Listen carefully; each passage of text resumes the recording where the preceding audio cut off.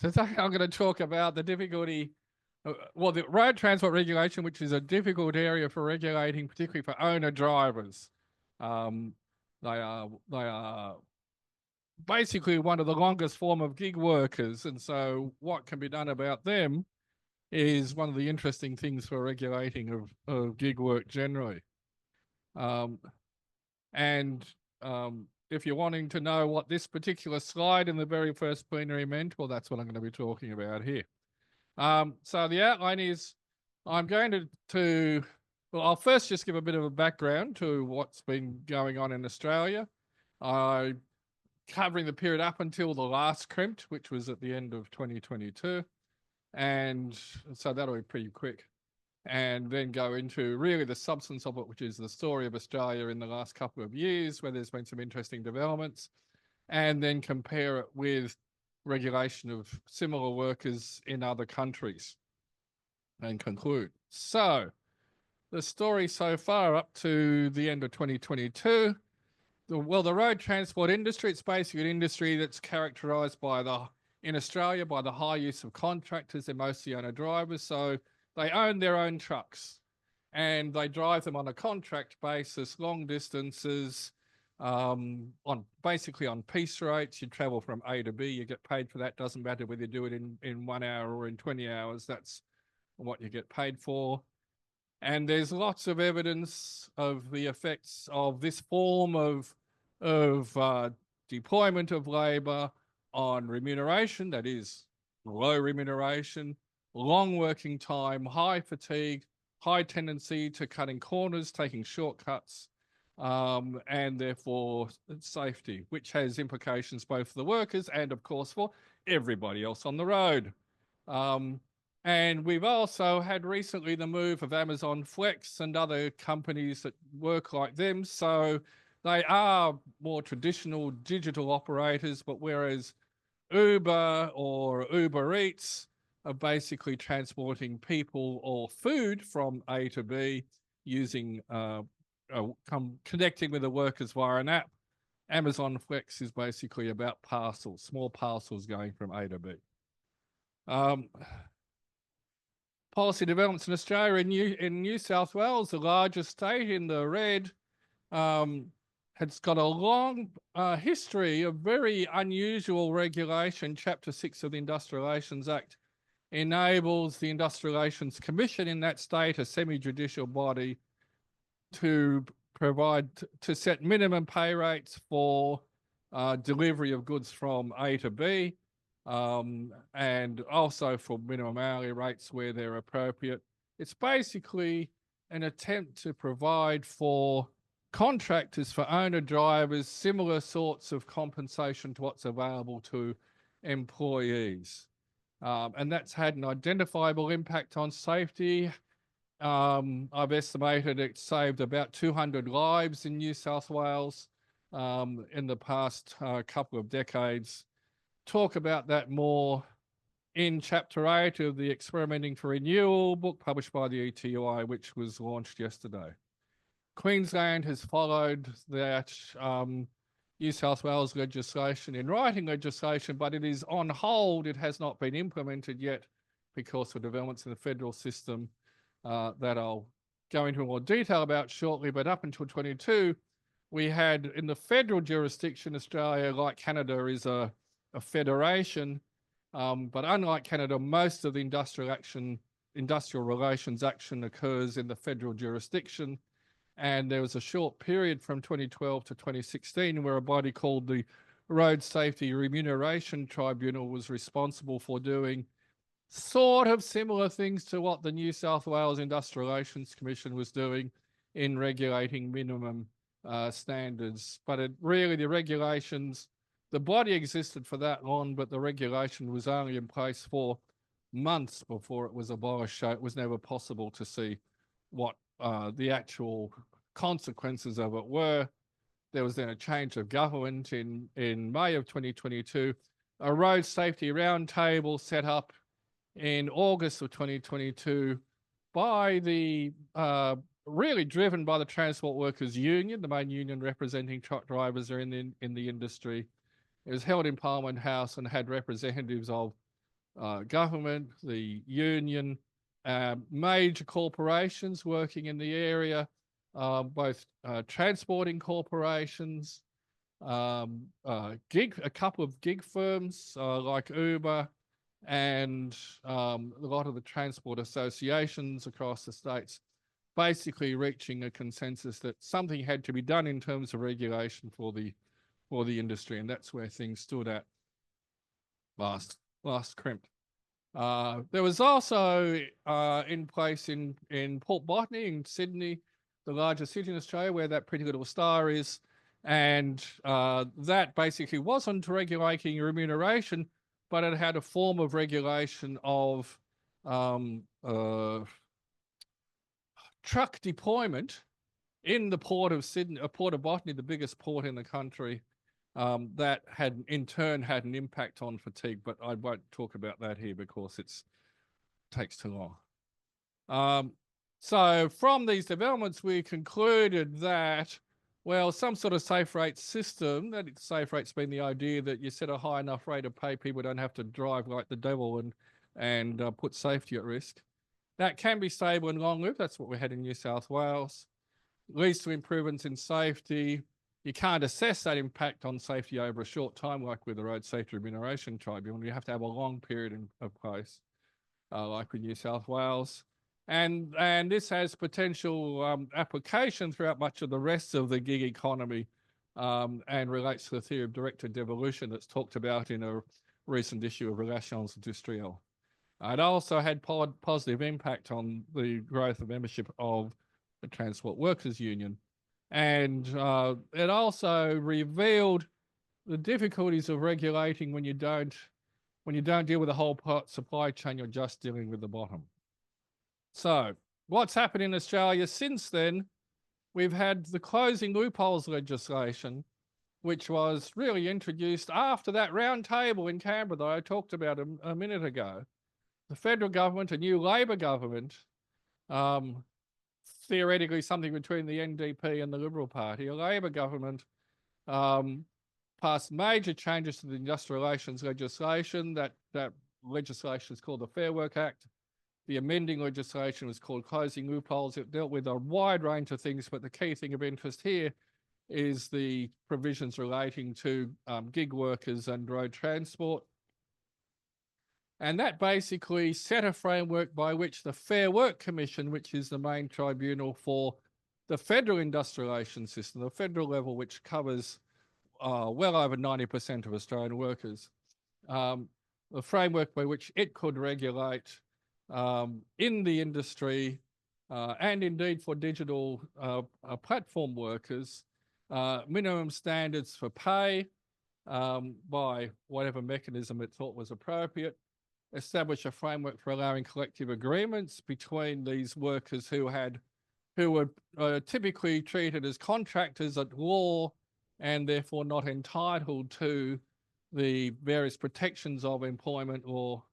But this brought them into that framework in a slightly convoluted way.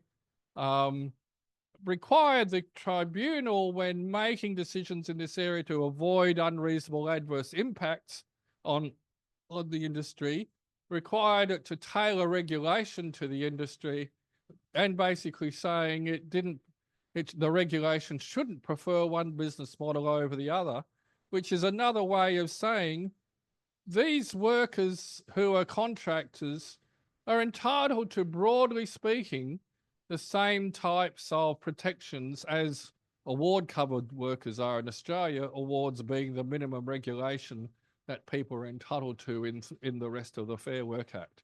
So it was a pretty revolutionary piece of legislation in many ways, and basically saying you've got to treat the contractors in a similar way, these sorts of contractors in road transport and in digital platform work, in a similar way, broadly speaking, to employees.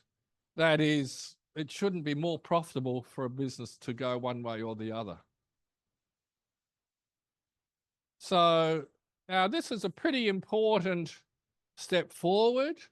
how did the Transport Workers Union basically achieve this major change, which hasn't really happened very much around the rest of the world.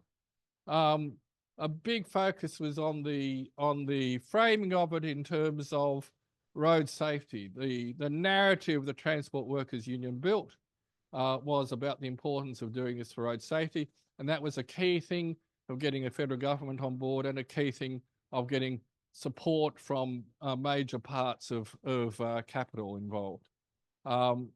They also focused on the vulnerability of these workers and on the success of the previous experience with New South Wales, a system that had been in place for a long time, built it around a process of consensus and consultation. So it engaged a lot, for example, through that round table, but also in the lead up to it. Getting them into the room was a pretty major achievement. And so it was a pretty successful form of campaigning. So where's it up to now? There are 4 applications by the Transport Workers Union to the Fair Work Commission. The legislation only took effect 2 months ago. The TWU is asking the Commission to make orders basically about the minimum rates applying to long distance drivers, last mile drivers. That's after you've taken your truck from Brisbane to Sydney to some major logistics centre in Lidcombe, then some other truck comes along and delivers it from Lidcombe to Greenacre or wherever. What are the conditions for that? Also for the digital work that Amazon Flex and the like are doing, and a contractual chain order, which basically is focused on making sure payments get made on time. One of the big problems in the industry, one of the things the union was able to use successfully to get the employers on board was to say we need to have regulation to make sure that people get paid on time, to make sure that the truck drivers, the owner drivers, get paid on time by the big players. And a lot of the players recognise this as a factor, and a lot of the owner drivers recognise this as a factor. This is probably the first thing that will get determined, because it's the thing where you've got the most consensus amongst the parties.